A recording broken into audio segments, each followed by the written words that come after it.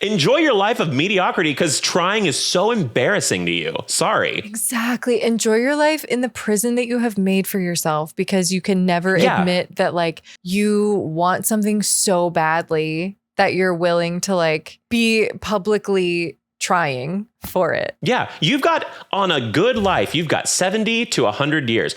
Fucking go for it. When did I get old?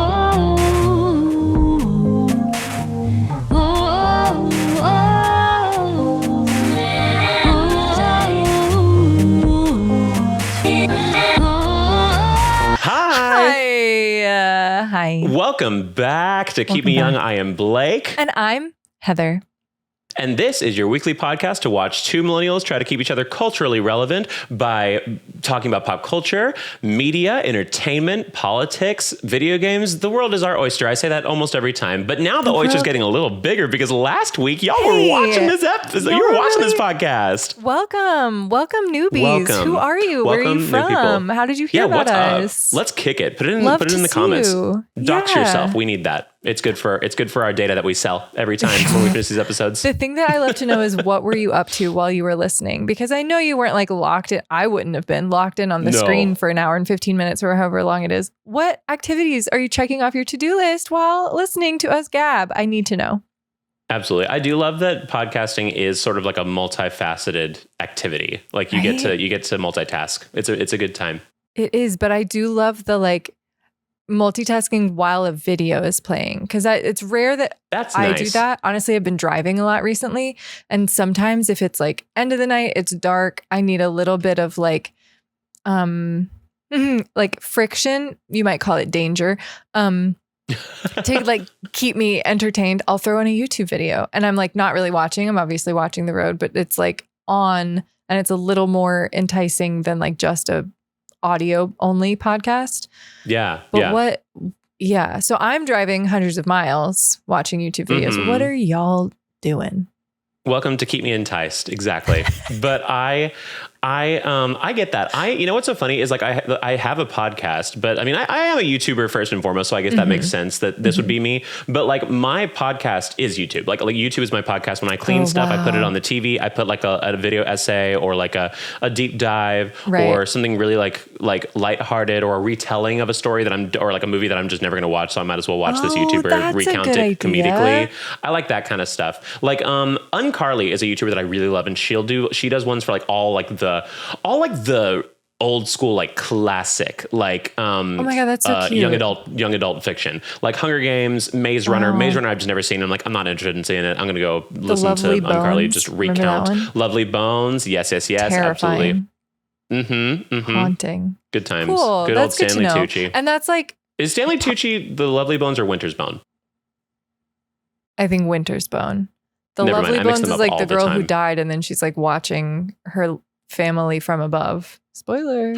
Okay, because Winter's Bone is the one with Jennifer Lawrence, right? And Stanley Tucci is like a sex assaulter, pest guy, something. Sex pest. Sex pest is like such a neutered phrase, but it's nice that we have like a PG-13 version of that.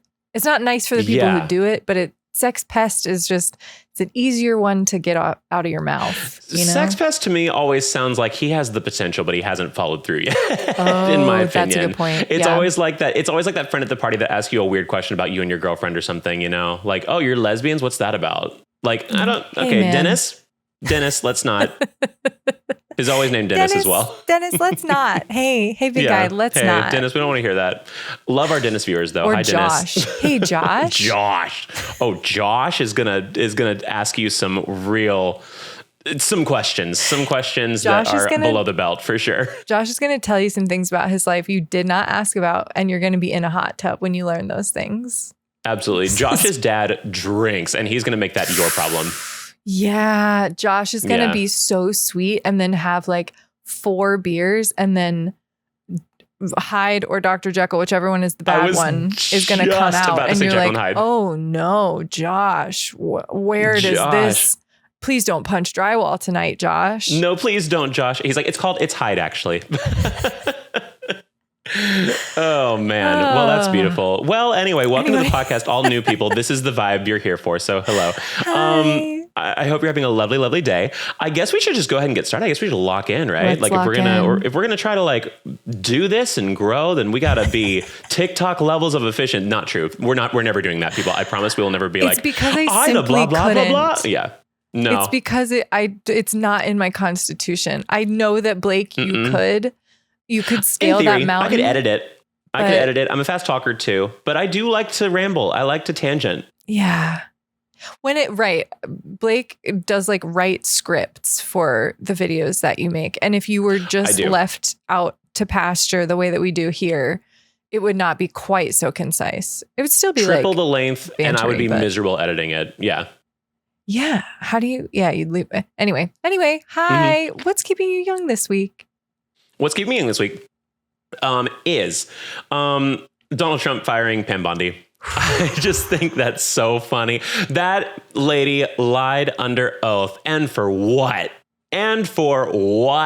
You are not going to get a thank you basket from scum of the earth. They are also going to be scum of the earth to you. And I don't know how many times we need to like see this played out for people to understand, like, please look out for your mental and moral well-being, because you will not get a thank you card from the devil for advocating for the devil and being on the devil's payroll. Okay. No, it's like those people in high school that always dated like those really mean jocks that had a history of being really mean to all of their exes. Like, of course he's going to be mean to you. You're not different. You are not different. I'm sorry. No, you are. He picked you because you're the same. Unique child of God, but you're not. But you're not. But you're not. Not to that guy. Go find someone who thinks you are. I think you lost the title of child of God when you started working for Trump anyway. Sorry. Right. Yes. You're a child of Beelzebub. Sorry. Right. Let's list her quote unquote accomplishments before she got fired. I can't even list them. You probably know more than I do. I just know that I don't like her and she got fired.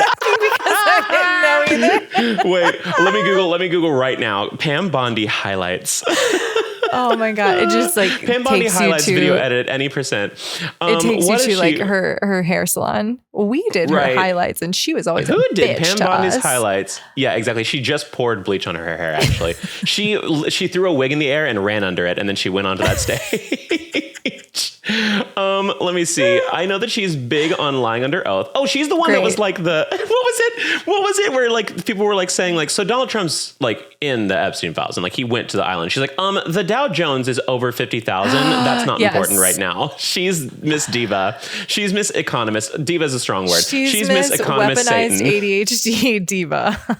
That's a girl boss, baby. The number is all that matters. That's a CEO of doing federal crimes of lying. Keep gaslight girl boss. Mm-hmm. Wow. Love it. Breaking the glass ceiling, shattering the glass ceiling. Women can lie under oath too. And here's what I'm going to say. Not all women. When we talk about men are terrible, women are so strong and women are so smart and we have ancestral powers because with the power of womanhood. Hey, not all women. And we need to keep remembering that, okay? That's so true. It's like we have a better chance of women being a decent person. Like you have statistically much better chance of women being a better person. But again, generalizing, it's just never a good thing. I say as someone who uses generalizing language all the time. Like that's your jet fuel. Hold multitudes. It's one of those things. It's like nobody's perfect. I'm going to generalize stuff in the future, but I also accept in my brain and saying out loud that I know and acknowledge that a lot of those generalizations are not true. And not all women. I remember one of my favorite tweets I ever saw was like, I am not going to believe all women, or like, what was it? Yeah, I'm not going to believe all women. Some of you are very dumb. That's the thing. Man. What do you mean believe all women? Some of them are Pam Bondi. Some of them are Pam Bondi. ContraPoints said that one time on a video essay, I think, was like saying it was talking about something like, I think it was about J.K. Rowling or something, but people were like, under the guise of feminism, we're like backing horrible people, and was saying like, and it's been known every so often under a blue moon that women can lie. And I think that's beautiful. I think that's beautiful. Right. I think that's very woke of us to be like, I'm going to most likely believe a woman over a man, but I'm not opposed to it if the evidence is there of choosing another person's side over the woman in question. Yeah. Who would you trust? Hunger Games of identity politics. Ooh. Who would you trust more out of straight man, gay man, straight woman? Those are your three options. Oh, straight woman. Straight woman. Really? I would say. Gay man. I don't know. They're bitches too. Respectfully, not to be a pick me, but it's true. There's some mean ass gays. There's some mean ass gays. Also named Dennis. They are named Dennis. And they go by Dennis D is a bottom something. and he's mean about it. Dennis is a bottom and he is mean about it. He's like, listen, my personality is whatever the newest season of Drag Race was, but only the mean reads. Like only that. Like you should have been left at a bus stop. I'm like, what? Who? Hello? Why are you saying this? We just met, Dennis. And you know you're so fun. You know that he got a bachelor's degree in arts administration. Absolutely. Absolutely. Anybody that's just joining this podcast, like this episode, please know we're only doing this because we've ripped on straight men like every episode before this. We're on like episode 30. Okay. We need to show some variance. We are. Oh my gosh. Millennial. Our podcast is in its millennial age era. We have an entire episode dedicated to tearing Timothy Chalamet apart. So just go back to that one if you feel overstimulated with this one. Yeah. Sorry. It's because Pam Bondi. And you know what? That's another thing that I want to do. I want to judge all women based on one woman's behavior.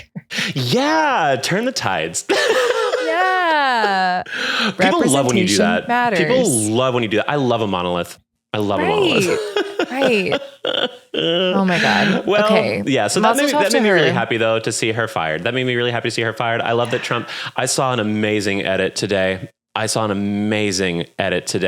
of the America's Next Top Model, like when they're showing, like when a girl gets eliminated, of them like fading out or whatever. And the fading out was who was her name? Kristi Noem and Pam Bondi both fading out of it. And then it says executive producer Jeffrey Epstein. Beautiful. Hey, video production and creative design and graphic design are alive and well. That's beautiful. Absolutely. Well done. Now, we were just ripping them, but I will say there is no chance that was made by anybody but a gay man or a straight woman. And I think that's beautiful. No, a lesbian can make that. A lesbian could totally make that. A lesbian could totally make that as well. But it's one of our top threes. Well, that's a top three for sure. Yeah. Oh, slight also, speaking of queer women, yes. Slight also keep me young just for half a second. It just came to my mind. Ethel Cain posting hog on Instagram. It cut out when you said the first word of that. Sorry. Who posted it? Ethel Cain. Oh, posted. Well, I think that the trans community likes to call it a magic wand, but yeah. So showing a little bit of bottom genital peeked out under the skirt, and in like an artsy way though. It's like a very artsy. Yeah, it's like a very artsy shot. No, like it's out, but like it's like yeah. The skirt's like lifted. It's like out or unclothed. It's like she's sitting on a bed. Her skirt is lifted, so it's like out. You can see it. Wow. And it's on Instagram, but it's like a very artsy shot. It's very beautiful. It's very like I don't know. It's like it looks like an album cover. And it's really cool though, because people on Twitter are like really excited about it. Like there's some naysayers, obviously, but like she has an 18+ Instagram page. Like it's whatever. And it's like it's very artsy. Yeah, I didn't know that either actually. But she has it's very artsy shots. It's very beautifully done. And I think I think it helps destigmatize like the prodding questions that trans women get all the time about that kind of stuff. I think it's kind of cool to just be like, whatever. Yeah, right? They have it. That's also like the fetishization and the violence comes from like this insistence on like, let me know. I just want to know. And like, I just want to control you by like understanding everything about you. Exactly. Because then their curiosity goes to like porn, and that's not realistic either, because that doesn't show you how to treat women. I'm sorry. Like, it's just not the right way to go about it, I don't think. Like, not to learn. I mean, whatever. You have your own taste, but... Put y'all's privates on the internet. We need have more medical stuff out for this kind of stuff for curious minds. Like I wish there was like an easy to access. Like I have questions about trans people, but I don't want to like begrudge a trans person today. I just want, like, can I go learn about this, like, very easily? I mean, you could, but it'd probably take a deeper Google search than, like, your first, like, whatever. You'd have to go to, like, a dark web, page 2 of Google. You'd go to Reddit is the thing. You'd go to Reddit. You would go to Reddit. That's where you learn everything. I wonder, like, how much ChatGPT knows about trans community. I don't want to ask. I almost would not even know. I would not want to know. No, don't ask ChatGPT. Ask a human person trans before you women, ask ChatGPT. also known as the devil, have right, exactly. Yeah, no, I feel like Reddit would know. Sam Altman's gay, although he's not the kind of gay that you like. So I mean, right. He's definitely not the kind of gay that likes trans people. He's definitely an LGBT or gay person for sure. Yes, 1970s, just like we've worked with these people who, like, if someone's angry, they're like, she's being a lesbian today, but like she's just like grumpy and tired. God, that's crazy. We used to be the butt of the joke for everything. And I feel like in a way, like, gay men still are the butt of the joke in a lot of stuff, but like deservedly so. And we laugh along with it. So like, I don't care. That's great. Good. Will and Grace. I mean, sometimes that show was incredible and I watched it as a kid. Mm-hmm. There were signs. And there were signs. Also, you watch it back now and you're like, these people were like burning themselves on a stake in the name of like representation, in the name of visibility, in the name of like, at least we're here. We're going to be the joke and people are going to make fun of us, but at least we're here on TV. But at least what a crazy time. You know, it sounds really not progressive of me to say, but like that is a step.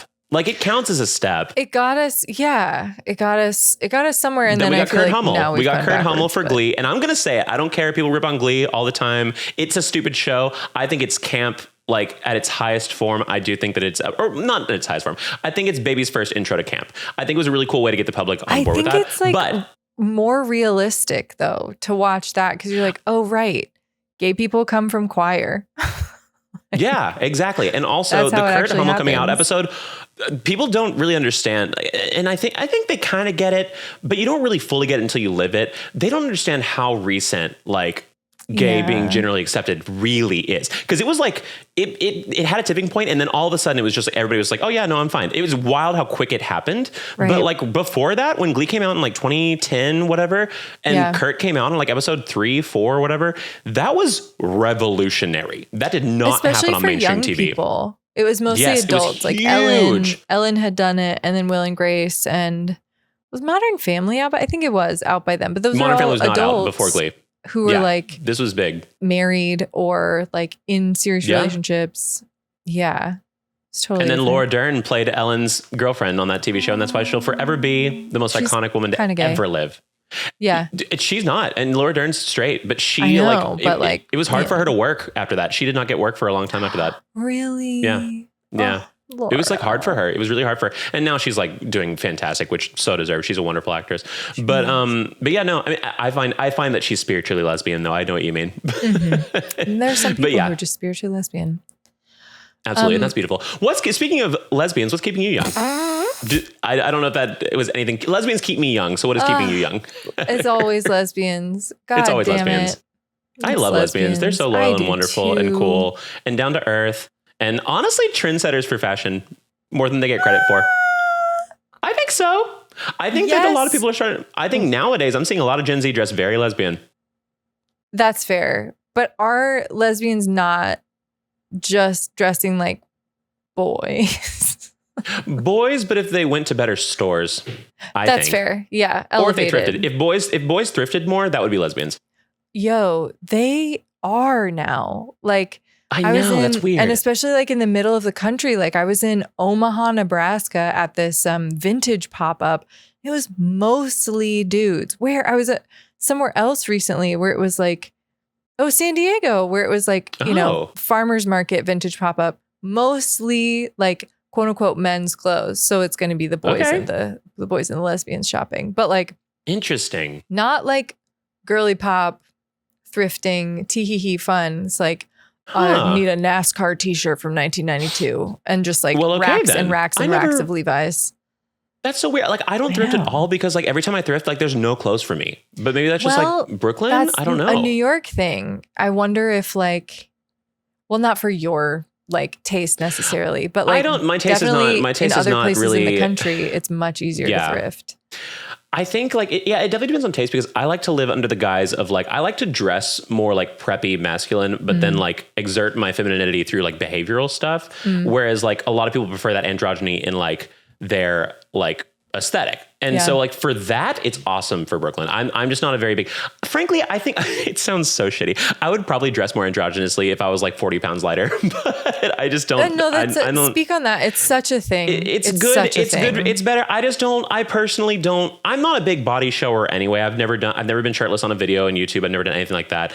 And so I'm not like the crop top person. I'm not like the low rise person. I'm not like the super, I'll do the high shorts sometimes because I like my legs, but like torso wise, I'm very boxy, and it doesn't lead very well to crop tops and things like that. So even when I was in really good shape, when I did crop tops, it just did not work for my body type very well, which granted, all bodies are beautiful, blah, blah, blah. But I just personally, like, that's how I feel about it's not even like an insecurity. I'm just being like objective about my own aesthetics, you know? Totally. Like I like me. I don't hate how I look. I just don't like me in a crop top personally. Right. I like me in a polo. I like me in like a button up. I like me in like I look amazing in like a pea coat or a jacket. I'm just not crop top, not my personal preference for me, you know? I would like to make a PSA that like, if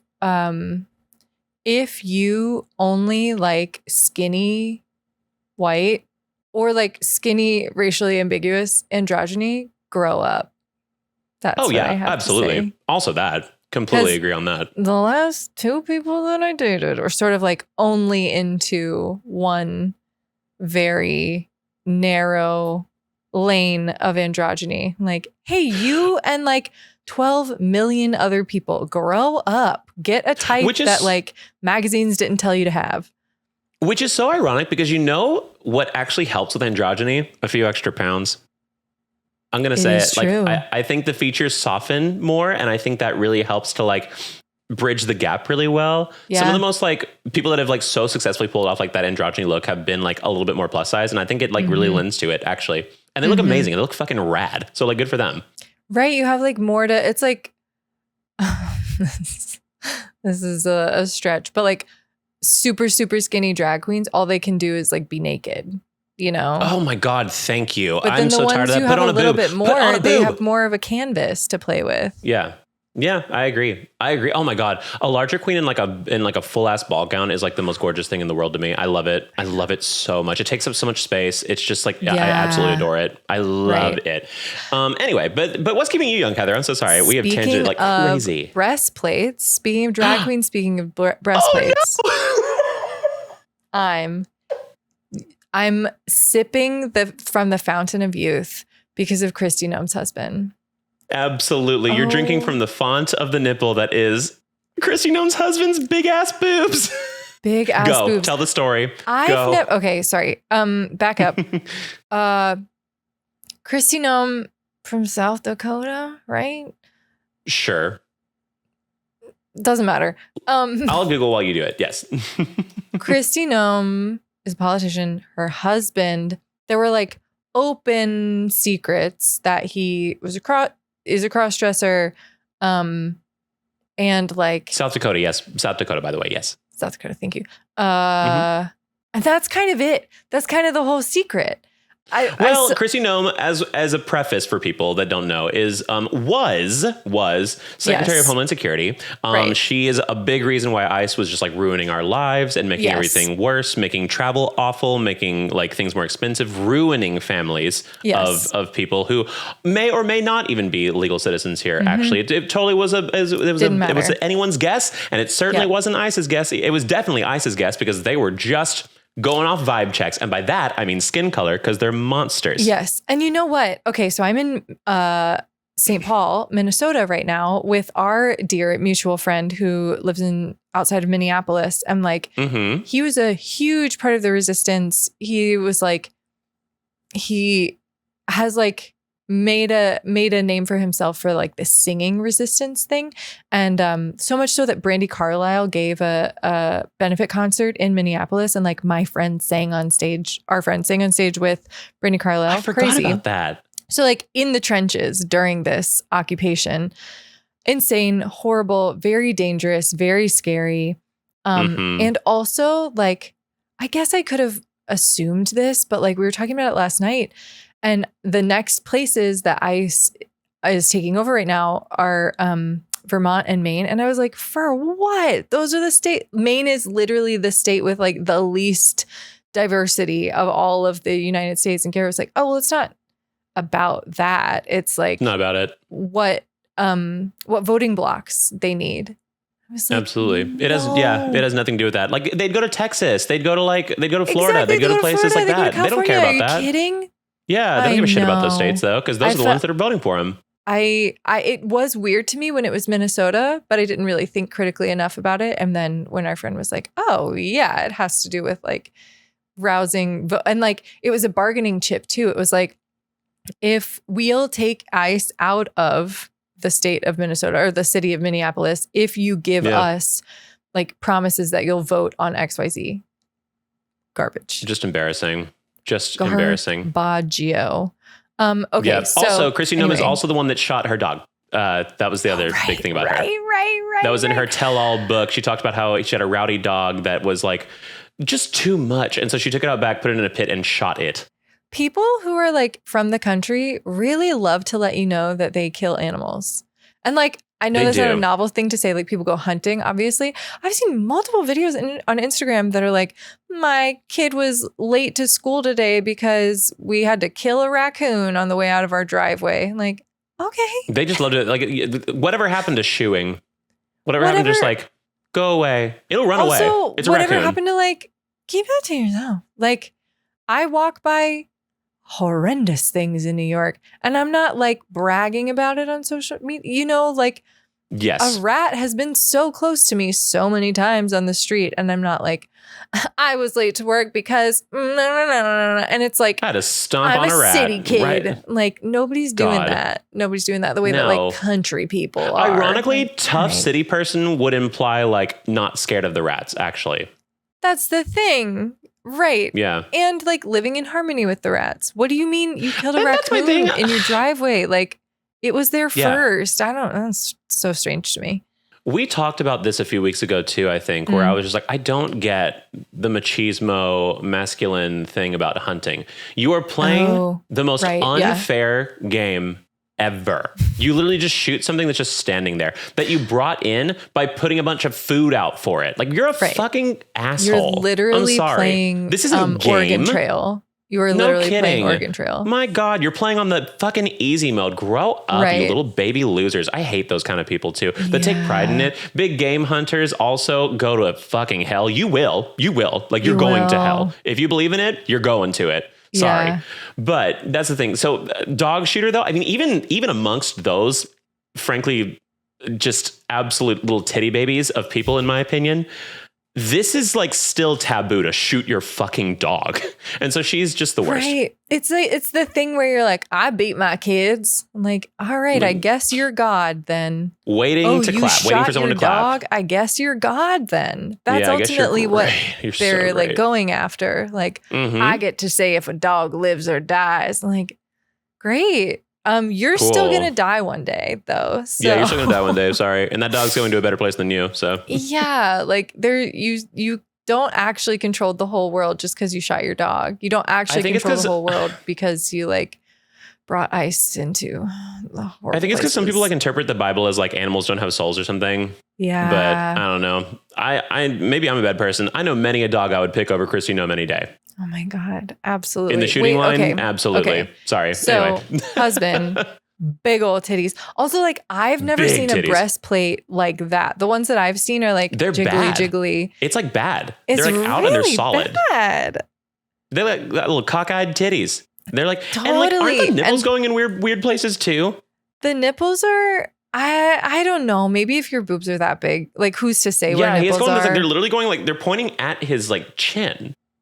Oh, yeah. Like, that's just unrealistic. You can't feed a baby like that. Right. It was giving sort of like sex doll rather than like realistic breastplate. But maybe that's probably for sure the point. But yeah. Also, like the nipples crazy. Not being colored in it's just sort of like marbles underneath the. And the one reason the gray shirt is very weird because it's like they're under his arms. Like they go out wide. They do. They go out so wide. They're very weird boobs. Like the thing, I saw some drag queens on online that were like, y'all, on top of all of this, they're bad boobs. They're bad boobs. Like they're bad. It's a bad breastplate. Of course they are. Of course. Yeah. He's not going to get right. They don't know how to serve with it. He would have to like use a real credit card to get like the good ones, you know? Exactly. Could you imagine if he like, if these photos revealed and he's like so pussy, like that would have actually been kind of a serve. If he looked iconic, no makeup, could you imagine? No, if he's looking like cunt, shaved, oh my God. No wig. No, right. anger in the eyes too. Like he's like, there's like, even in the ones where he's like doing this little duck face thing, there's still like an anger in the eyes that makes me think like, oh, he's going to suffocate me with these boobs. Totally. And it's just like, it's so funny to me that it's like not a big deal at all. Like, oh, you like doing like gender costume shit? Cool. Everybody's up to that all day, every day. Yeah. And like, there's actually 100 seasons of a TV show all about like cross-dressing and, you know, specifically men dressing as women. But like, the fact that it's so illicit and it would like, you know, be the scourge on somebody's home and like she has to get fired now and like it's just so silly. It's just so silly. You have set this trap for yourself where your only joy is secretly putting on bad boobs. Like you don't have to live like that. Exactly. And that's why I was like, it must be stated because I feel like every left-leaning podcast has had to say this, but it should be stated. Anybody doing this, whatever, not a big deal. That's the thing. If we're playing by his game that he so adamantly and fervently wants to play, he's breaking the rules. It's okay, just play. He's breaking his own rules. Exactly. That's why it's so. It's also so funny. Like, grow up. Like if you're gonna do it, go to Sephora. Do a better job. Absolutely. You know, like I just love Heather. I don't know why this happens. I don't know why this happens every time, but every time someone has a problem with gay people, they've got the worst skeletons in their closet. This literally happened on Twitter like a couple days ago to me. I like reposted something. There was like a VTuber that was like saying that was like, what did they say? They're like, there was a clip from their stream where somebody asked like, what's your opinion on the LGBT community? And she was like, not a good one. I'll tell you that. But the way she delivered it was honestly, ironically, kind of funny. And so I retweeted it and I put above it. I said, slurs following me. I said, I know exactly. But I was like, the monkey's paw of being a homophobe is that gay people will quote you long after you've passed because I would quote this. It's like, not a good one. I'll tell you that. Like, that's going to be in my lexicon now forever. But what's somebody your opinion in the comments of New York hot dogs? Not a good one. Yeah, not a good one. I'll tell you that. That's great. So I guess one of the people who watches her or just somebody that just generally has a problem with gay people commented under it and was like, maybe if y'all didn't like think that everything had to be about you and we all care so much about your opinion, blah, blah, blah, like this wouldn't be an issue and all this other stuff. And then of course somebody responds and says, dude, you're following an NSFW AI generated channel about a child anime character. I'm like, every time. It's literally a locked account that says 18 plus NSFW AI generated. And it's literally like a 5-year-old boy AI. Gross. Disgusting. But every time, of course, every time without fail. I don't know why it happens every time, but it's horrible. It's absolutely demented and awful and evil, but it's also just hilariously ironic. It's so common. It's like Lindsey Graham being Lady G. Like, it's so goofy to me, the lengths that people will go to just like not try out being a little gay. What is going to happen? I know. I was just telling my mom and my dad this yesterday about like Lindsey Graham and stuff like that. I was like, because that's what happens when you don't live your authentic self. It festers and you become so awful and it will find its way to make itself known. Whenever I tell people all the time, I'm not the image of masculinity. I'm not like... I'm clockable for sure. Like I am. Yeah, exactly. Not like little mix Heather. Not like dual headphones over there. Yeah. But But when I was like in the closet, like I think I was even more obviously gay. I think it was just like trying to claw its way out. It really was. And then like I came out and like I upped the ante a little bit for videos and stuff. But day to day, I'm just like chill. It's not like, but it was more like that back in the day. Like it was trying to find a way out. Like I swear to God, it was wild. Oh my God. Absolutely. And so that's eventually I let it out. And now I think I'm a happy boy crazy for what? Oh my God. Yeah. Exactly. Yeah. So mazel tov to the family. I did see like an additional article. Oh, that's just about it in general. I know there was something where he paid somebody to like paid like $25 a minute to talk dirty with a model or something like that. And I think it was something like humiliation fetish too. And because some people on Twitter were like, listen, if he actually has a humiliation fetish, he's gooning out right now to this like national wide humiliation ritual. Fair. Right. I definitely remember his face, but there's no way I could ever forget the fake boobs.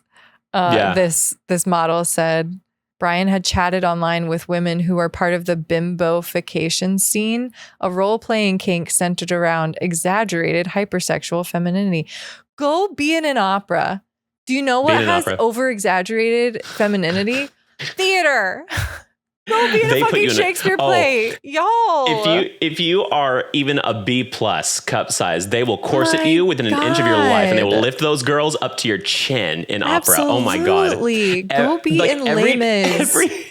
Not to objectify, every time we did a summer program, and Heather, every time we did anything even remotely close to Mozart, I found out just how much potential all my female friends had in boob category because they would hike them. That was me that summer. I played a prostitute in 2 shows.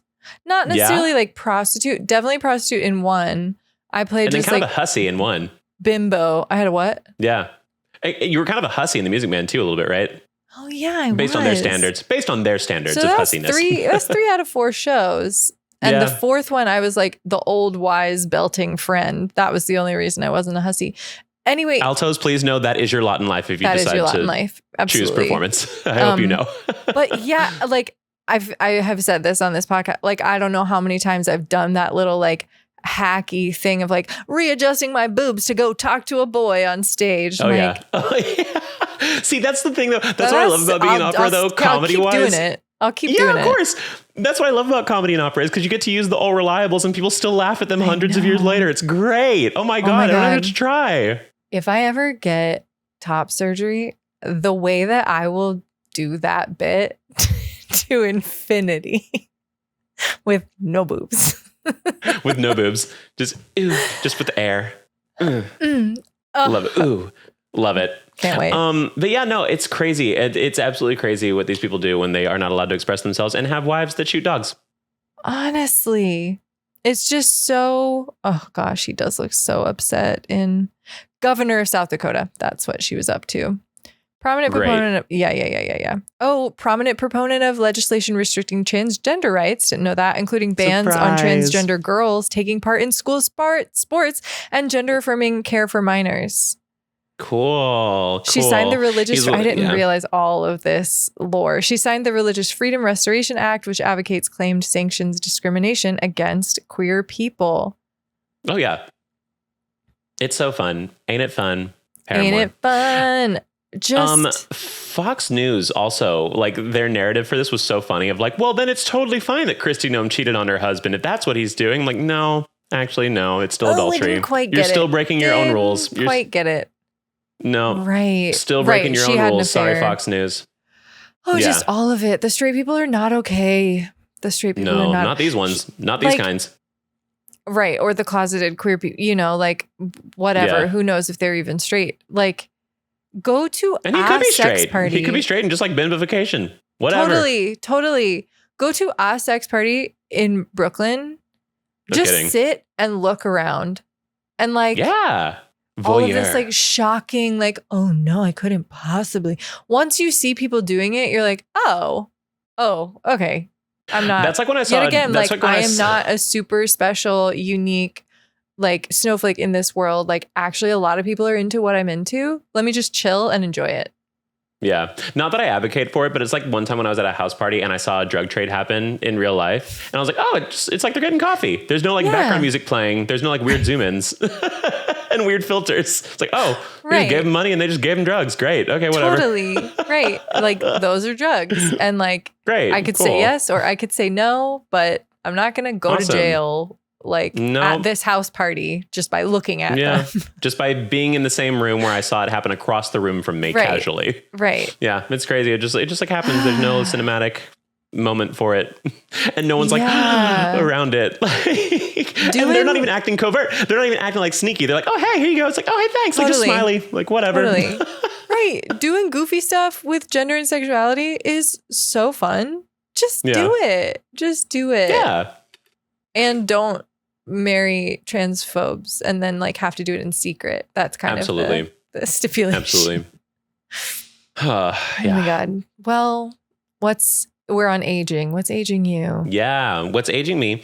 I was just telling Heather before this is that my aging and my keeping young were back to back on my Twitter feed. And so I took a screenshot of it. We gotta see it. What's aging me was, of course, the firing of what's keeping me young was the firing of Pam Bondi, of course. Mm-hmm. And then what's keeping me young, what's keeping me young is this. What's on the screen.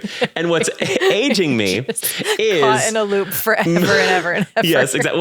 What's aging me is, I'm never going to get it. What's aging me is Manon getting kicked out of Cat's Eye. I don't know if kicked out is the word or maybe mutual leaving. I don't know. And we don't know much. And so mine will be a little bit shorter today. Oh my God, guys, my aging is actually shorter again today, I think. But growth. I'm a happier person, allegedly. And so this week at least. No, we don't know much. We know that Manon has been kicked out. I think allegedly, we don't even know that. But she took Cat's Eye out of her bio. She made an announcement that she and Hybe X Geffen had a good conversation and they have her best interest in mind and more to come soon. Maybe it's a solo act. I don't know. But there's rumors that she went and did a contract outside and had to cancel an event without giving them fair warning or something. Ooh. And so that was a really big moment of contention. Yeah. And then it's just like things like that. And she was like sick a lot, but I don't think that has anything to do with it either. Like people had rumors that she was overworked. People had rumors that it was health concerns, things like that. And like, I think it could partially be for that, but I don't know. Cat's Eye is weird anyway, because like, I feel like there's always one member who's not in something. Like there's so many music videos, like they haven't even released a full album yet. And there's already so many music videos of their songs where like one member's not there. Like it was like that with like weird. Emily at the beginning. And now it's Manon in some of these. And then Laura was injured. So she couldn't do the dance parts of Game Boy. Like, it's like, it's always something. And that actually is an interesting point, because I didn't even think to bring this up in this, but it actually is a very interesting point. And that is called the curse of the 6-member K-pop group. It is a real thing. I know Cat's Eye is an introduction to K-pop for a lot of people, because they're not even technically fully K-pop, but there is such a thing, and it's been a thing for a long time. Interesting. Like you have to have less than 6 or else it's going to be trouble. Something like that. It's literally, it's called the 6-member curse. I just Googled it right now to just like get a refresher. And I've known about this for years, but it's called the 6-member curse. And the 6-member curse is a curse where something bad happens to a group with 6 members. Most of the time a member leaves or they disband. 6-member groups who have former members: Exit, Beast, Cross Dream, Team Top, Tiara, Day6, Vix, Hello Venus, Idol, Pixie, Heil, Woo-Ah, Black Level, LE SSERAFIM, K-Girls, One Us, Astro, Majors, DXMon, Rocket Punch, Illit, Queen's Eye, Everglow, Vicha, and Maiden. And then heard of a 6 single and one, here Blake. are Do you know these names of these bands? Like, I know. Are you familiar with them? So Vicha is now Girl Set, who's now a 4-person group, because they were a 6-person group, but then one of them tried to kill themselves because they were 14 and being overworked. And then the other one left, and I know it's absolutely evil, but the other one left because she saw that happening and wanted to sue the company. And then the other 4 were like, I'm gonna just like not do that. So the new group, the new one now, I will say, Girl Set, great group. Their music is awesome, and they are under new management and under new and they have like their own control of their stuff. So they actually got a good deal, and they're not like in an evil situation anymore, which is great. So like, I don't feel as bad supporting them. I think it's still inadvertently. Do what? Oh yeah, Girl Set. Just looking them up. And they're hot. Oh my God, and they're beautiful. They're so beautiful. Wow. They when they were Vicha, they were doing like this like teen girl, like fun, happy, like cutesy thing. They the I guess younger members left for horrible reasons, and they were like, we're gonna do a new thing, but they cunted themselves out. They look amazing. This is like, and so what's that show that Sydney Sweeney and Zendaya were on? Euphoria. Yeah, that new season's coming out too soon. I just rewatched Euphoria, actually, like finished it today to get ready for the new season. And you know what? Season 2 is not as bad as I remembered it. I actually liked it a lot. So that's good. I'm excited for season 3. But yes, VCHA was a big one. Everglow's a huge group. And then they had members leave. Illit, very big group. And then they had a member leave like right before the debut even. And gosh, so that was so wild. Attractive. It's crazy. La Seraphim is huge. And then they had a big scandal because one of them, I mean, quote unquote scandal, the 6th member that ended up leaving left because there was like allegations that they were a bully in middle school. I know. I roll to the century. In Korea, it's a really big deal because you're supposed to be literally perfect in K-pop. And apparently bullying in Korea is like a whole other level, like slamming heads against desks and things like that. So like it could be actually really severe. I don't think it was to this level. That's crazy. But yeah, it's wild. Idol's a really big group and they had a member leave. Yeah, things like that. Oh, and then here are 6-member girl groups or groups in general that have disbanded unexpectedly.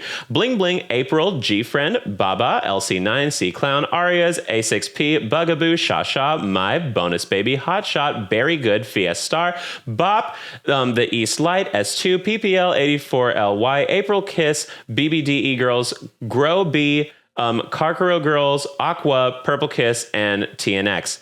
Purple Kiss, I know, they were a pretty big deal. G-Friend, very big group back in the day. April was a big one because all the other members were bullying bullying the 6th member, and so that's why they disbanded.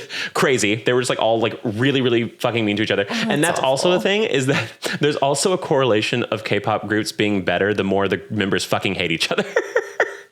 Like, they've noticed that to be a thing. But yeah. So it's a big thing. Wow. There's the 6-member curse. And so Cat's Eye, unfortunately, falling for it as well. One of my favorite groups, though, is Stacy, and they're a 6-member group, and they have been going strong, and I like them. Yeah, Stacy's my favorite.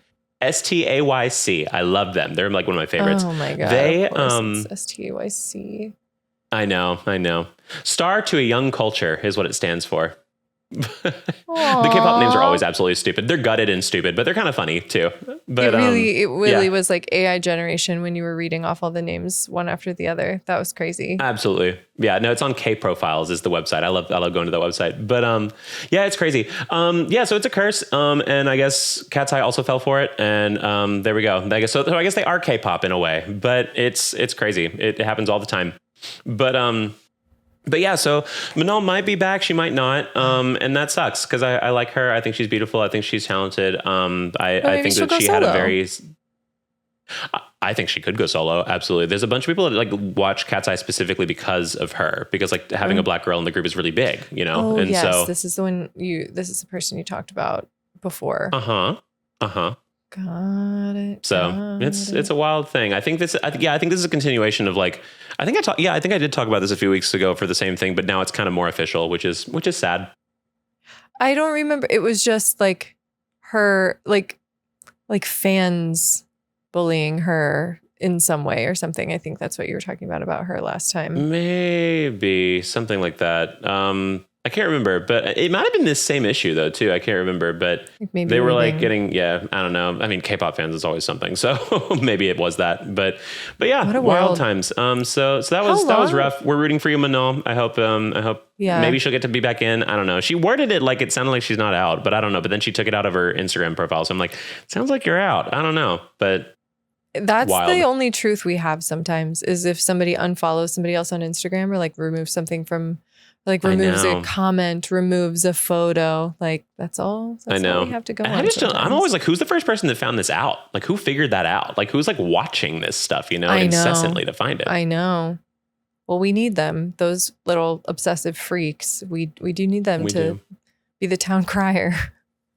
The town crier. Exactly. We need to know when the British are coming. How long has K-pop been a thing? Is that like since like before we were born, since like post Spice Girls? It's like I want to say it's 90s. K-pop is generally considered to be 30 to 35 years old. Yeah, it's the 90s.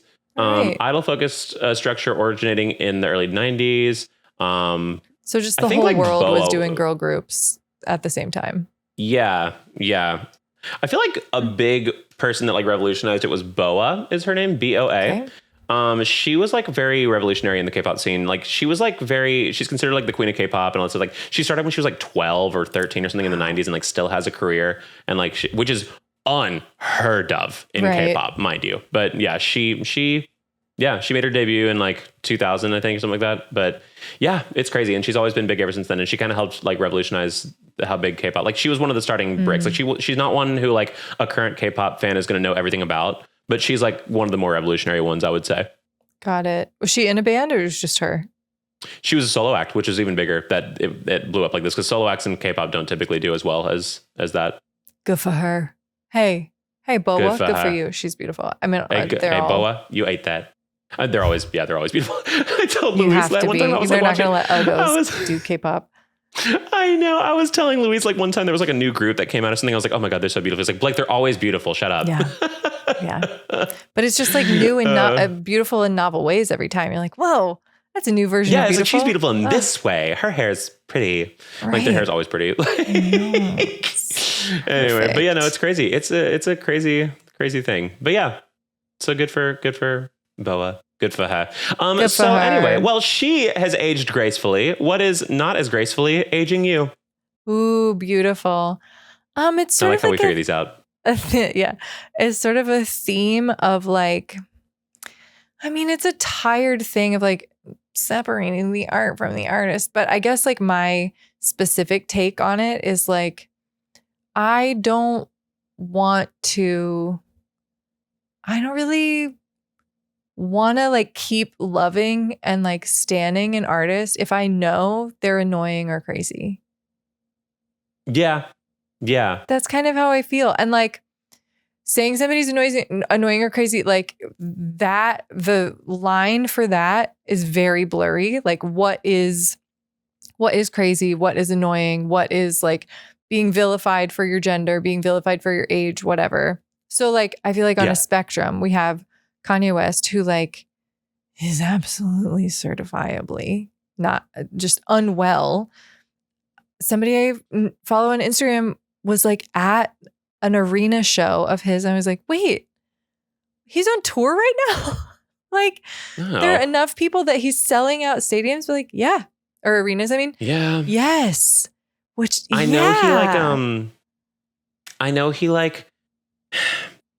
made an announcement or something about like being like in a literal like mania for like years. And that's why he was acting the way he was. But and I get that and I want to respect that. But there's also a part of me that's like, how convenient. He made a song called Heil Hitler, bro. Like, it's like, even if that's in your mania, that doesn't neglect that. I mean, I'm sure Hitler was manic. Right. Like, I don't know. But like, yeah, he still did it. We can diagnose it and we can, like feel sorry for these people for mental health stuff. And also like so many people probably pushed against naming a song Heil Hitler.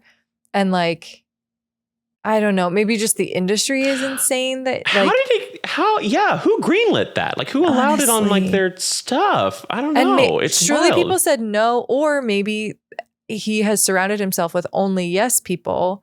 And then like that's shitty that the industry is like that. Okay, so he's on the one side where we're like, he's in Trump's butthole. Like he's not sort of like, it's not like safe for the country to be like, yeah, Kanye. It's true to be like, whoa, Kanye like has had a huge impact on music and he like made really incredible songs. And probably like, there are probably some elements of his new songs that's like, damn, he's really good at what he does. And also like, it's not like a smart political time to, I don't know. Yeah. So I can't separate that. On the other end of the spectrum is Chappell Roan, whose security person made a little girl cry. And like, she's being blamed for that. Yeah. That is a little bit more of a gray area where like, she's what, 27, 28.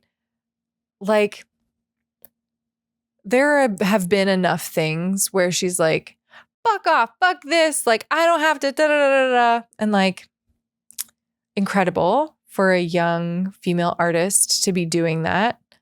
Also, like, I don't know. Sometimes 28-year-olds are kind of annoying.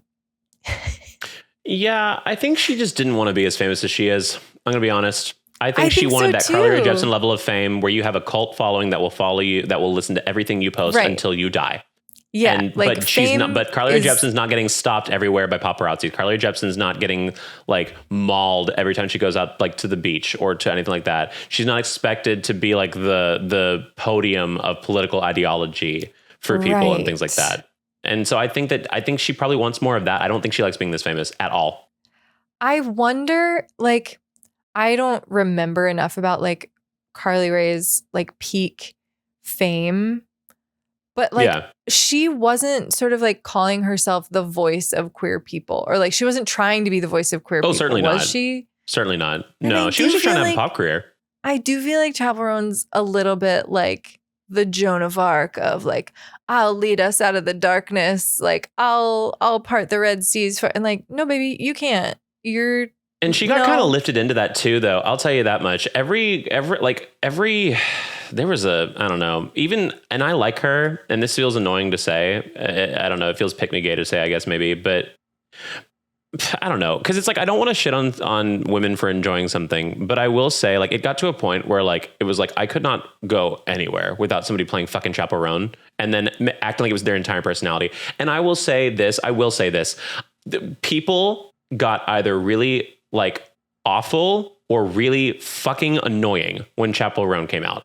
Like some people made Chappell Roan their entire personality and became so fucking annoying because it's like they all thought that they were this kind of like iconic queer person after Chappell came out. Like you can just be. Like you can just be. You don't have to be living a statement like she does. Like it's really okay. Especially when it's not your typical thing that you do. Like you don't have to be inspired to have every shit you take be a movement. Like it's not. Right. But that's what she was doing. And like maybe she's learning now, like, if I position myself in this, like I am the leader of a movement sort of way, then people will hold me to an unreasonable standard. People will like freak out if I do something human. And like, maybe that's like a learning curve that will like alter the way that things go from here on out. But I don't know what it's like to be 28 and like headlining Coachella after like not being famous, whatever, like 12 months prior. Like what an insane ramp or lack of ramp that is.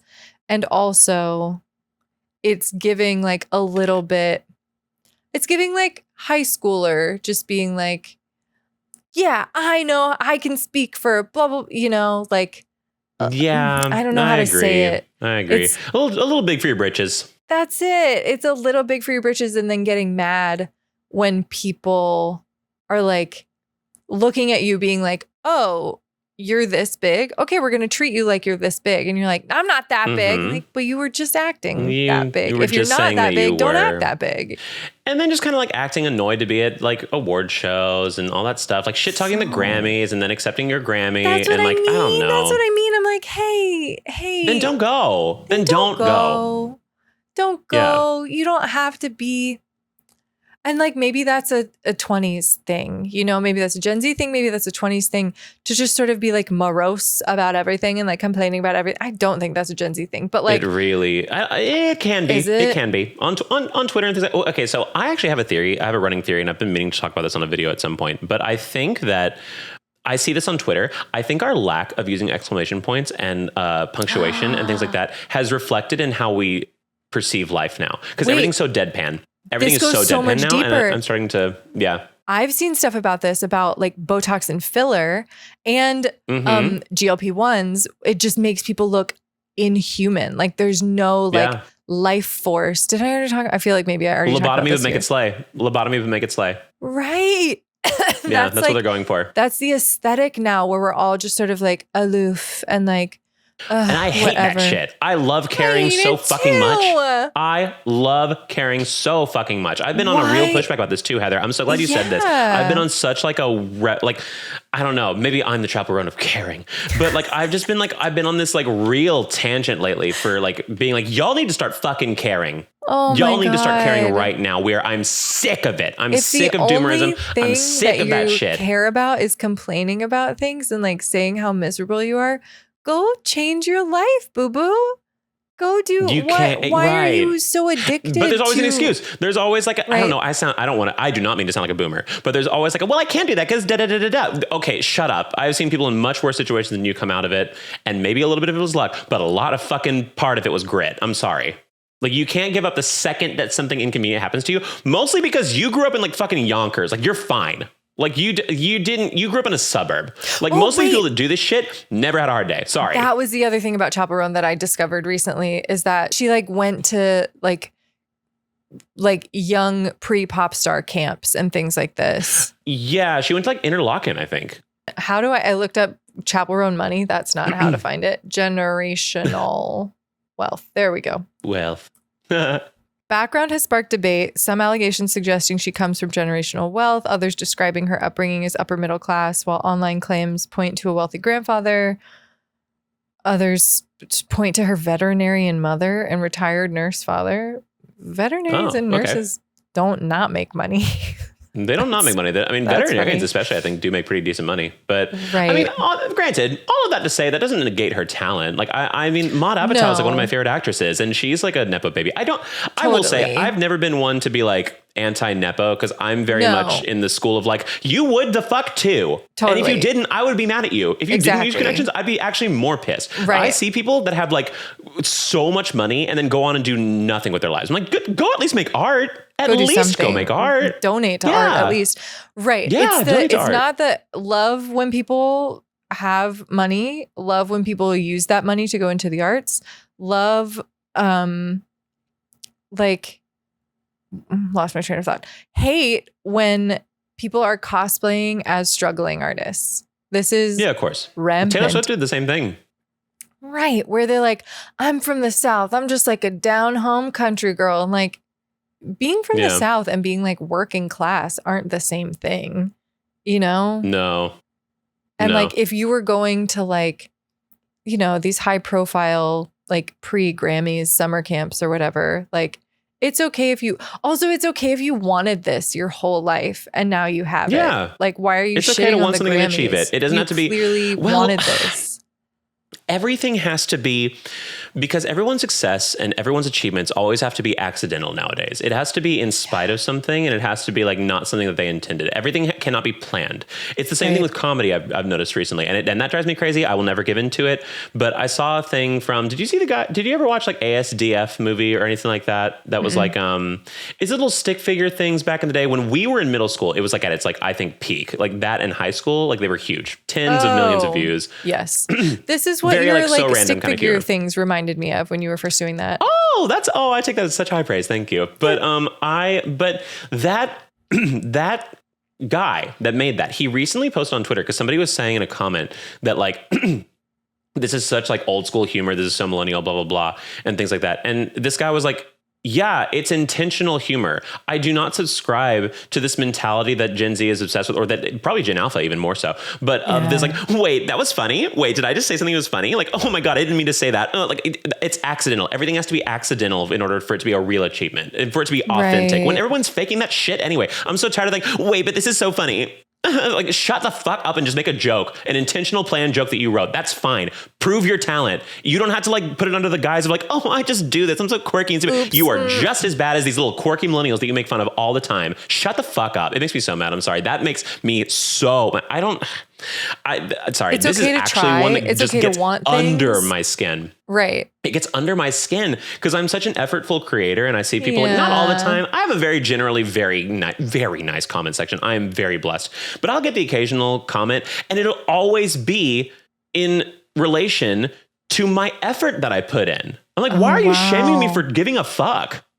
Like, fuck you, frankly. Enjoy your life of mediocrity, because trying is so embarrassing to you. Sorry. Exactly. Enjoy your life in the prison that you have made for yourself, because you can never admit that like you want something so badly that you're willing to like be publicly trying for it. Yeah. You've got, on a good life, you've got 70 to 100 years. Fucking go for it.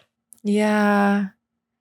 I have so many stories about specific people that I will not share here. But yeah, that's so many people who we work with. It's so many people we know in the music industry. It's like so uncool. I do think like perhaps both of us were drawn to opera because like you can't not try.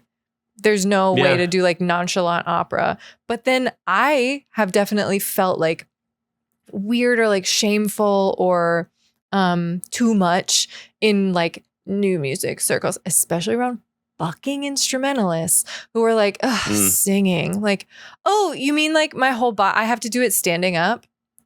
You mean I'm not like holding something? You mean I have to be vulnerable? You mean I have to do it memorized? You mean like I'm literally in the spotlight? What is so like puke worthy about that is because I'm trying. Absolutely. It's because like we both went into music. Why are you being like weird and cagey about it? Exactly. You know what's so funny? The same thing happened with social media stuff whenever among my some opera people, whenever I first picked up in like 2020, 2021, things like that, where like our friends, like actual friends in opera field who were clearly a little bitter, were like making like these like remarks about my social media, like just like certain things. It's so gross. And I'm like, yeah. And you can do it too. Like you could have done this. You can still do this. You have a phone, you have a camera, you have a mind, you're creative. Clearly you're in this field. Do it. Right. Stop shaming other people for doing this kind of stuff. Stop acting like it's cringe. If you can do it better, then fucking do it. Otherwise shut up and mind your own goddamn business. Exactly. I remember in that time because like it was during COVID and like we had actually like worked together in person and like not, you know, that wasn't happening as often. So I remember like sort of reporting back to our friends and like, yeah, Blake really wants this thing and he's gonna get it. Like he really wants a platform and like he's finding the avenues to that. And it like, he's finding his language, but he's going to because he works really fucking hard. And like, I really appreciate that. It's Thank like you, Heather. the medium kind of doesn't, of course it matters. And like, then you did find your like video creation editing voice, but like it was like in the time where you were like doing TikTok, doing stick figure videos, doing like voiceover stuff. And like, it was sort of like, yeah, he's trying shit out and he's gonna find it. Like, why is that weird? Why is that weird to try things publicly and like try new things publicly? It was very inspiring to me. I appreciate that. I love you. That's awesome. I really, that means a lot. Somebody asked that one time actually on a stream. They were like, how do I get started? Like, how do I get over the embarrassment of trying? I was like, that's the cool part about making this stuff online is that whenever it's in the cringy, embarrassing phase, no one's watching it. You can try. That's true. Yeah. It'll pick up when people like it. Yeah. Or when it has something to say. Even the lol cows, even the people that are watching stuff because it's embarrassing, it's still something. It's still causing reaction. You're still making art, baby. Totally. There you go. And you can simply delete it. If you want to. You can like, simply delete stuff. That's the beautiful part too. Absolutely. Yeah. And I don't think I'm curing cancer. I don't think I'm making the most artful things online, but I'm having fun and I'm making other people have fun. And that's great. And that's like the impressive thing is that you identified what you wanted and now you are like living it, you know? If you wanted to save lives, if you wanted to be a doctor, you would have been. That's the thing. I literally would have been. I would have followed through with my major. Exactly. Like, but that's the beautiful thing is like, oh, I'm doing what I want to do. Oh my God. This, I have no idea like who of this friend group listens. Probably nobody. We're just going to assume nobody. I know this guy who like plays in like pit Broadway orchestras. And he was in this one show that like this whole friend group was in. And I did a gig with him later and was like, was that just like so fun to play with like all your friends? He said like, well, you're never going to like move up if all you're ever doing is playing with your friends. Oh People my hate joy. God. And he really thinks that way. Joy. That's awful. That's just miserable. That's just a miserable way to live. They just want to tear other people down so bad. And that's the thing too. I don't know. It's just so shitty. It makes me so mad when people just the weight of trying to be a cool guy every minute of your life. It just must be. Stop being cool. Everyone's sick of cool. Charlie XCX perfected it and no one's going to do it ever again after that. And frankly, people are getting sick of that apathy too. So stop trying. Right. Who cares? Right. Yeah, it's fascinating. It's fascinating. You know what? To and you watch. know what? Brat is effortful. Brat is extremely effortful to look that nonchalant. Exactly. Like, I don't get why people just like believe it at face value. Of course it's effortful. Oh my God. Listen to that music. That music itself is so effortful. It's not like you think it wasn't intention? Guitar, you think there's not intention? Right. I don't know. Yeah. Oh, I gotta get off this. So, I mean, I could go for hours. Sorry. It's just so. I could too. No one's really cool. So Chappell, stop, or Chappell listeners, stop idolizing that behavior. It's not that. So. The music's great. We can love her music's great. Music's fantastic. And let's just stop there. I think she wants to be left alone, actually. So let's do it. Yeah. Let's see how much of that I edit out. It's fine. Whatever. It was nice. It was cathartic for me, at least. Truly. Me too. Yeah. I'll give it another 6 weeks and I'm sure I'll be back at it on the same soapbox. I love it. Listen, I love the soapboxes. Let's see. How do we do a bridge? Speaking of being too cool and like under effort, what was your depression meal? Was there a meal that like didn't have quite enough effort, perhaps that you could refer to as a depression meal? Ooh, speaking of a lack of effort, it's time for Depression Meal Mondays. Exactly. Okay. What did I have that was sad this week? I swear I had one. I don't know. I had it basically for a meal once this week, which was I gotta look at the screen for this. Ghost energy drinks. My bodega nearby stopped selling them as much, so I was switching to C4.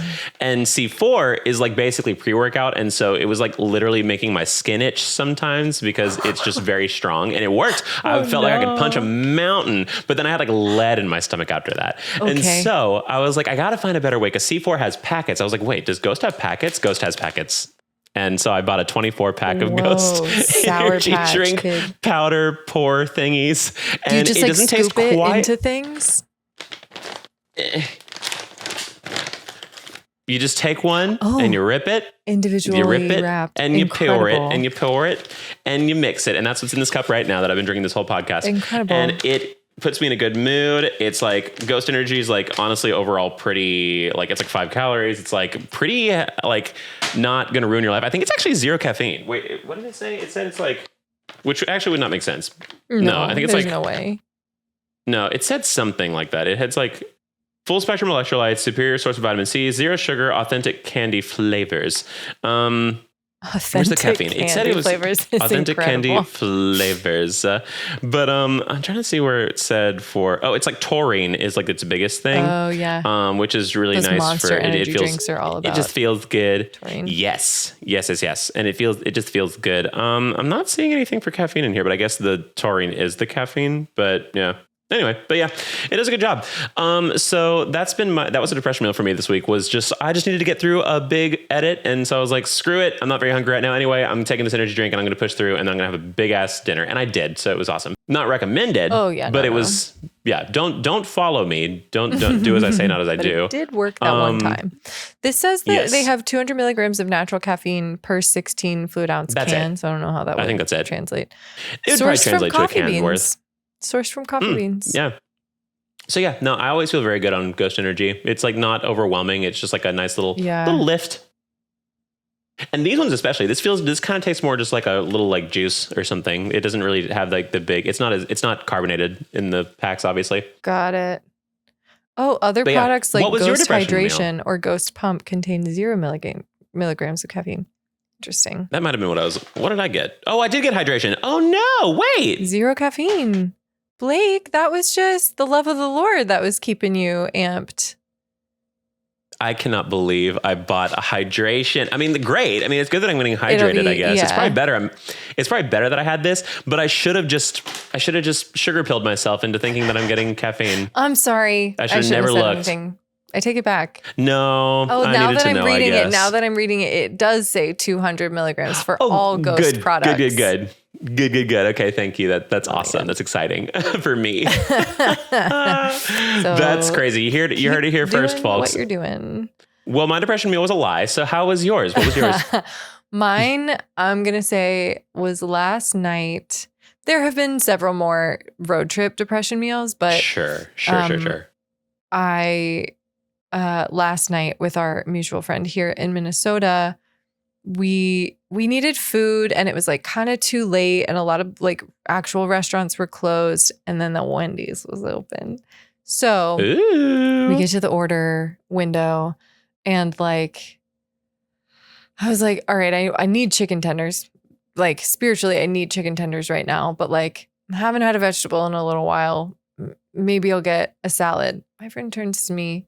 This is why we're friends. Was like, we get salads, we put the chicken tenders on them. I said, that's exactly it. Wouldn't you know, a Wendy's salad does not taste good. It's like got freezer burn somehow. And like, you can smell that it's like been in a package for a really long time. Anyway, not that great. Sitting next to the Frosties.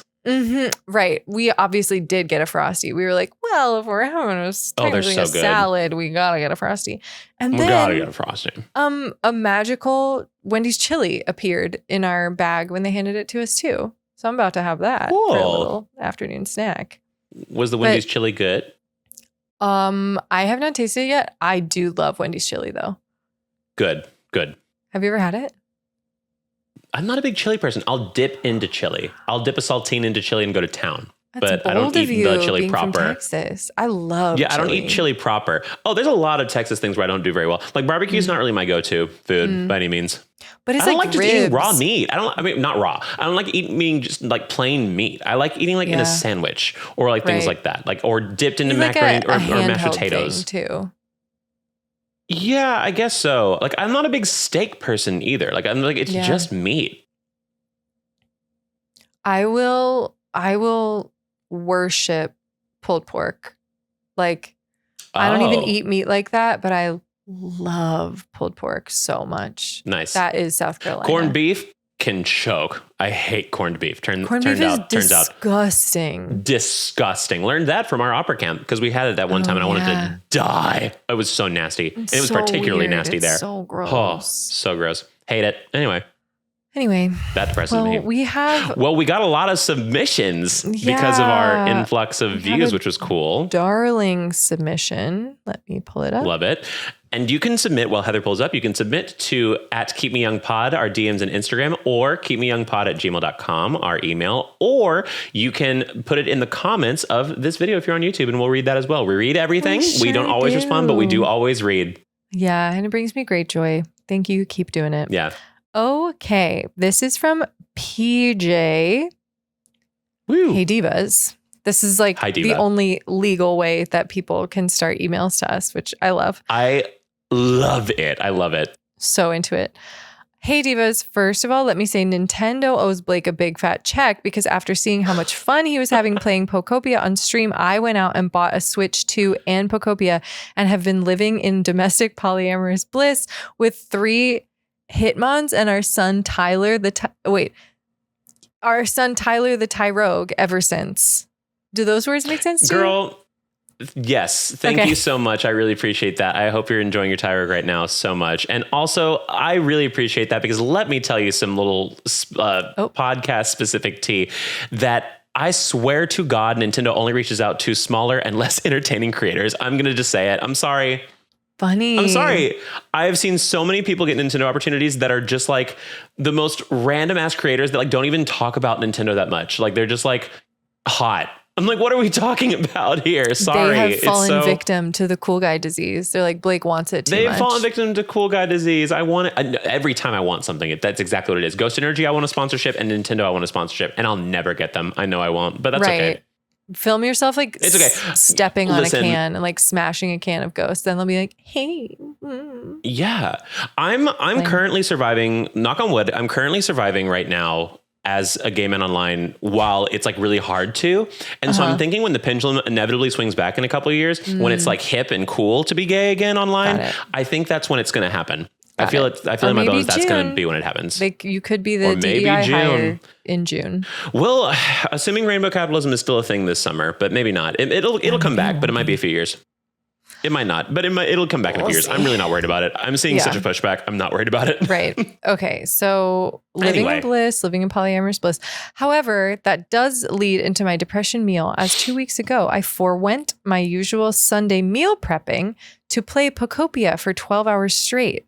So I had to spend the rest of my week falling back on an old low effort fave of mine, peanut butter and Nutella sandwiches for dinner every day for about a week. Oh, I do Worth that. it to bring the light back to Bleak Beach for my favorite Pocopian. Oh my God. Let me take that again. Good for them. They brought that light back to Bleak Beach. Good for them. Worth it. Worth it to bring the light back to Bleak Beach for my favorite Pokemon, Mareep. Do we know who that is? Oh, Mareep's there. Yes, Mareep's a little sheep. It's really cute. It's a little electric type. It's really cute. You would love Mareep. Very cute name. You would love a plush of Mareep. You would love a plush of Mareep. I've been ordering plushes like crazy. My sister, the Pokemon company sells. Oh my God. As good as they are at selling video games and as good as they are at all that other stuff. Oh my God. Are they good at selling merchandise? Because holy shit. Like, I mean, I have this little Ditto one that I got that Luis got me when he was ordering his Ditto plush. I have, my sister is getting a collection of like the Eevee evolutions in like these like big, like foot tall, super soft plushies. She's getting the whole collection that's like on her, like that's literally on like, I think her wedding registry even, like, or like not like unofficial, like her friends that she's really close with are like, hey, can you just like give me this instead? I just want some more of these plushes to like finish the set. And, I like, don't need plates. And we will. No, she's got plates.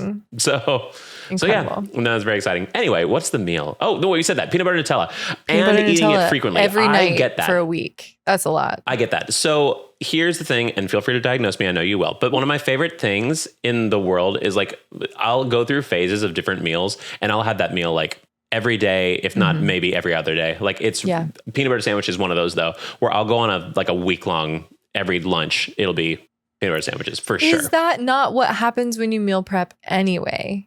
I ask you. Yeah. You know?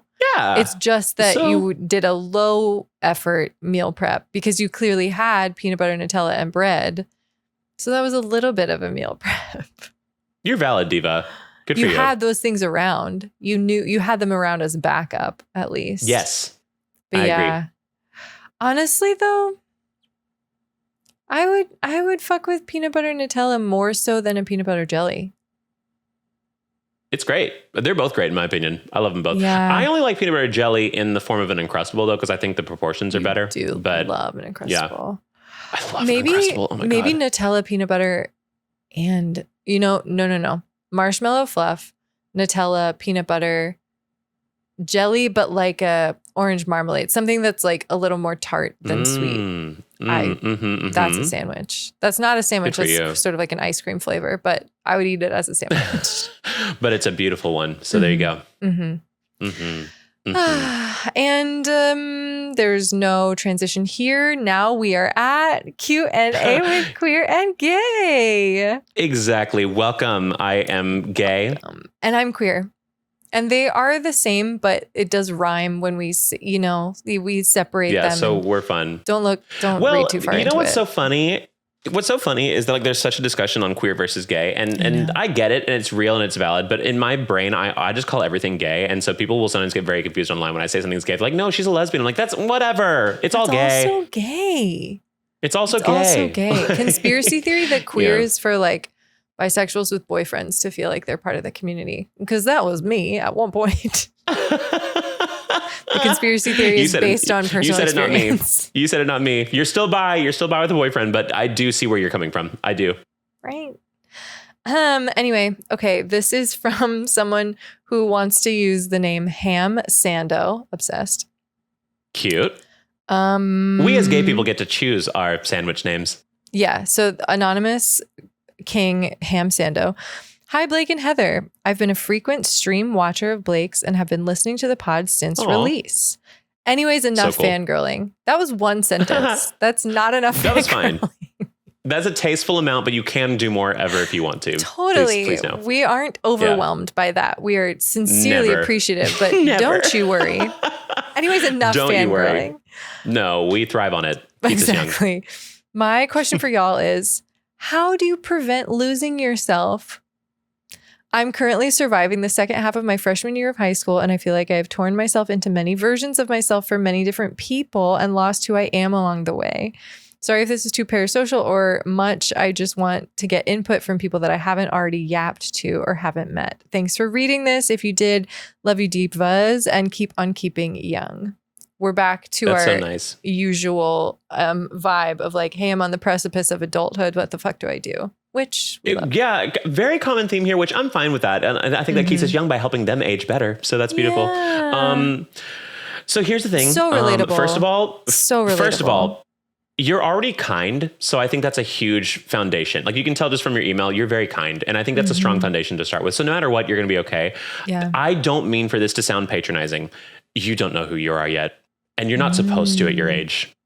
I think that's the biggest thing is that it's like this deep, and I think that younger people have to deal with this pressure more, which is so upsetting because I think social media like has this way of making everyone feel like they're so categorized and so like figured out and so branded, like how to brand yourself basically in a way because of social media. And I think it puts a lot of pressure on young people to not flail. And I think you should be allowed to flail. If you like, you feel yourself being split apart a bunch of ways, I think that's very normal. I think you can tell, I think you can like find out all these different facades about yourself. We always joke that like we as humans hold multitudes, but we do. And like, I don't think that necessarily makes you fake. I don't think it makes you not genuine. I don't think if you act one way around a certain friend group and a different way around another friend group, I don't think that makes you any less genuine of a person. We're so obsessed with authenticity that I think we forget that authenticity can hold multiple forms. Yeah. And I think that that's something really important to keep in mind, especially at your age, where I'm just going to tell you, like, Heather, you can speak for yourself. I don't fully know who I am all the time. And I think that's okay. If I did, I'd be ready to die, you know? I think like finding who you are comes so much later in life, in my experience, and like experience of my friends too. And like, also, it comes from like, unfortunately, trying and failing a lot. And so like, if this doesn't feel good, you know, if you're saying like, I'm not sure who I am because I am lots of different things, like, great, maybe that's just who you are. If you're saying like, I don't know who I am because like, I don't recognize all these parts of me and I'm becoming these parts like for other people, not for myself, then also great, you have learned that didn't work. So like you don't find yourself until and unless you just try shit out. And sometimes it feels good and sometimes it doesn't. And I think it takes like, it's gonna be, oh, sorry to break it to you, you're not gonna know even in 10 years from now at 24, you're still not gonna have any idea. You know, and it'll change. Like maybe you will have an idea, but then like 3 years later, you'll be like, oh, this new part of myself that I just discovered, or this new hobby that I just discovered, this new group of friends, they were like really bringing this new thing out of me. So like none of it is ever going to be permanent. But the thing that hopefully can remain constant is your like awareness of like, I like this, I don't like this. I feel good, I don't feel good. I feel safe, I don't feel safe. I feel like I can, you know, be cringy and try in front of these people. I don't feel like that in front of these people. So like, yeah, absolutely. More so about how it makes you feel. And I don't think it's like a judge than anything else. And I don't think it's a judgment of character on any of this kind of stuff too. Because I feel like somewhere in that language, they feel like they're losing themselves because they're trying to like morph to other groups of people and stuff. And I don't, everybody does that. I gotta be completely honest. Like no one's living like this total, like I'm me and everyone else has to just make it work. Because those people are insufferable. I'm going to say it. Like those people are insufferable. Like that's not how society works. Also, that's not how human communication works. I would say, I think you can do that, but you're gonna gradually like not be hanging out with everybody. Either you are like that and you're insufferable, or you're like that and you're like, not everybody's for me. Great. And that's cool. That's great. That's very self-actualized. That's awesome. But I don't think very generalizing again for me to say. For a lot of years. It's pretty rare, and it's certainly rare in high school. Oh my God. But yeah, that's the thing. Because I mean, I don't know. I mean, I get my little judgment calls on myself sometimes where like I have my friend groups where like we're like peace and love and like everything's like just like let's just be happy all the time. Let's just be like blah blah blah. And then I have my friends where I walk into the room and I'm like, can I be mean? Right. Like about something like for a second. And it's just with my friends, so who cares? Like I think that's okay, you know? Yeah. Right. And I don't think that makes me a mean person. I don't think that makes me a lovey-dovey person. I think it makes me a human that can do both. Right. And if you feel good about it, then great. You could be doing the same exact thing as this person also. And if our sweet ham sando was like, cool, that sounds good, it doesn't make me feel good. All right, then don't do it. Then get out. Yeah, then get out. Absolutely. That's the biggest thing, is learn to have your own boundaries. If you feel like you're losing yourself, or if you feel unhappy in any of these situations, that's one thing. If you just feel like you're not being genuine to yourself, or if you feel like that's maybe you haven't figured out like your quote unquote brand of a person, that's a little bit different. I don't think there's a rush to figure that part out. If you're happy with who you're seeing and who you're hanging out with and who you're doing stuff with and what you're saying, and it's not hurting you or anybody else around you, then fuck it. You know, like you're young. Okay. You're young. You're very young. So like young. Just ninth grade, dude. And let me tell you, 9th grade, I get it. I was not a person. The fact that you like are able to even like have the bravery to like send in an email and stuff like that to somebody is already more than I could have done when I was a freshman. I was so like just do what everyone else tells you to do. Just don't really give it a lot of thought and go do your thing. And that's fine. I just followed rules and I went along about my day. And like, I don't have a lot of memories from 8th and 9th grade now because I was so just unremarkable in my own brain. I just did what other people told me to do, you know? I got my braces off in 9th grade. So I was really living large. It was your zhuzh. Getting my zhuzh. And then, you know, but I didn't have all the information about myself. I didn't have all the information about the world. So it was like, you know, a 14-year-old version of getting my zhuzh. Absolutely. And there are elements of that person who now in my mid 30s, I'm like, aw, let me like try those pants back on. I could wear them differently now. You know, those things I was into when I was 14, let me like bring them back into my life. But you gotta try it out. Try out your jeans. Try out those jeans. All your jeans, straight of the traveling pants style. Yeah. Your mom's gonna be mad if she bought all those jeans and then you didn't use all of them. So you gotta try them on at least. This metaphor makes a lot of sense to everyone, right? Right. Yes, the mom in this situation is God giving you your personality traits. We've invoked God's name so many times in this many episode. A time I love it. on our deeply religious podcast. Yes, right, exactly. Oh man. Well, I hope that helps in any way. I hope we read it right. I hope it's not like a I don't know. I hope it's not like as dire and more so just like how do I kind of like find out, you know, who's the real me? And again, it's trial and error. Yourself? It's trial and error. Like Heather said it best. It's really just trial and error. It's spending time with yourself too. If all you're doing is spending time with other people, then maybe you're not growing that muscle of like, what do I like? Mm-hmm. So take yourself on a walk, write in a journal, like talk to yourself, honestly, like check in and be like, are we enjoying this? Amen. I'm not sure. You know, you can be a little kooky talking about to myself. Yes, absolutely. Me too. I've only started doing it in like the last year. It's great. Oh, it's great. It's great. Yeah. So therapeutic. Well, that was beautiful. And speaking of talking to ourselves, I guess that ends me and Heather talking to ourselves publicly right now for this episode. But forever. No, just for now. This was Keep Me Young. I am Blake. And I'm Heather. Please make sure to like, comment, share, subscribe, notification bell, all that good stuff for YouTube. For the podcast ones on Apple Podcast and on Spotify, please make sure to rate and follow. I believe those are the options. And let us know what you were doing during this podcast. It's always fun to hear that. I love that. We leave you with this simple, beautiful message, which is jeans won't wear out